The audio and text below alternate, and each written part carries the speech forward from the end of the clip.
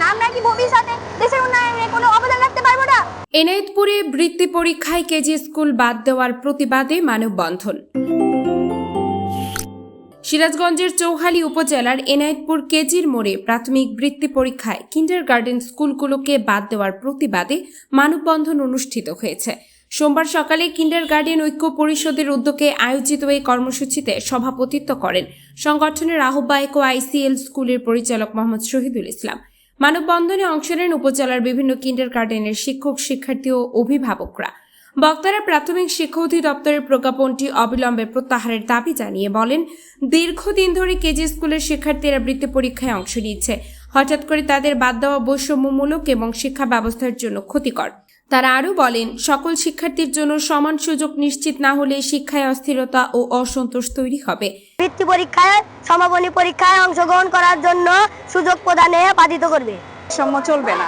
তো এখানে তো আমরা বৈষম্যের শিকার হয়ে গেলাম।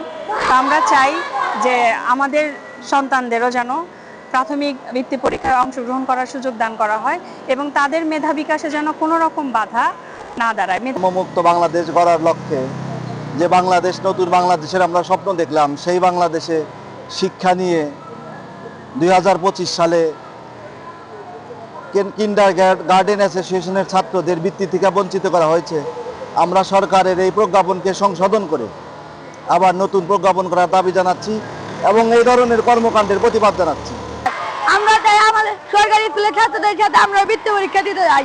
আমাদের দাবি মানতে হবে। যে বৈষম্যের শিকার হচ্ছে, কারণ 2009 সাল থেকে বাংলাদেশে বেসরকারি শিক্ষা প্রতিষ্ঠান একসময় বৃত্তি পরীক্ষা দিয়ে আসছে প্রাইমারি স্কুলের সাথে, সরকারি প্রাইমারি স্কুলের সাথে বেসরকারি প্রাইমারি স্কুলও একসাথে পরীক্ষা দিয়ে আসছে। এখন দেখি হঠাৎ করে এই 2025 সালে আমাদের যে বৈষম্য শিকার হচ্ছে আমরা বেসরকারি শিক্ষা প্রতিষ্ঠান, আমরা চাচ্ছি এর প্রতিবাদ জানিয়ে আজকে আমরা দাঁড়িয়েছি, শিশুদের পাশে দাঁড়িয়েছি।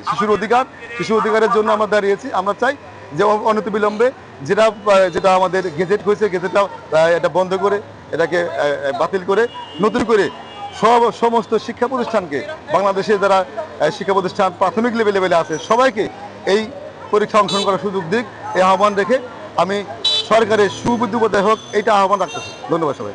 মানববন্ধন শেষে প্রাথমিক শিক্ষা অধিদপ্তরে স্মারকলিপি প্রদানের উদ্যোগের কথাও জানান আয়োজকরা। তথ্যচিত্র প্রতিবেদক ইয়াহিয়া খান, সিরাজগঞ্জ জেলা প্রতিনিধি আতিয়া ফিফা, বাংলাদেশ নিউজ টুডে।